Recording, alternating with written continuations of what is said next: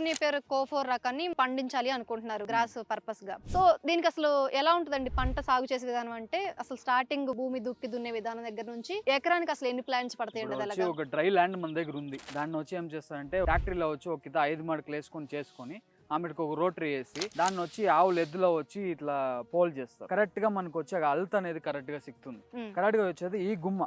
ఈ గుమ్మ అనేది వచ్చి మనకు వచ్చి ఆల్మోస్ట్ 3 ఫీట్ గుమ్మ ఉంటుంది. దాంట్లో వాటర్ పోయేదానికి సపరేట్ గా ఒక జాగా ఉంటుంది. ఈ గుమ్మలో చూడండి ఇక్కడ ఒకటి పెట్టినా జిగ్జాక్ లా పెట్టినాం.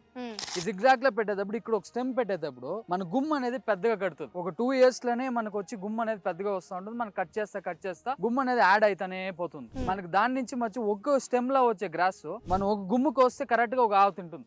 అంత మనకి ఒక 12 to 15 feet పోయేటప్పుడు పర్ డేకి వచ్చి 3 times అదే గ్రాస్ మనం కట్ చేసి 15 kgs వేస్తే కూడా మనకు ఆల్మోస్ట్ పర్ గుమ్మలో వచ్చి పెద్ద హైట్ అయిండేది కట్ చేస్తే మనకు ఒక 20 to 25 kgs వచ్చి గ్రాస్ దీంట్లోనే. సో మనం అప్పుడు ఎంత డిస్టెన్స్ లో పెట్టుకోమంటారు? ఇప్పుడు 1 acre ఫుల్ ప్లాన్ నాకు అదేదా ఉంది, వేరే ఏమి ప్లాన్ లేదు. అట్లంటే 2 feet ఒక స్టెమ్ మీరు పెట్టుకుంటారంటే గుమ్మ పెద్ద అయితే పక్కనే వచ్చేస్తుంది. మన కరెక్ట్ గా ఒక 2500 నుంచి 3000 sticks అనేది మనం పెడతామంటే కరెక్ట్ గా 1 acre.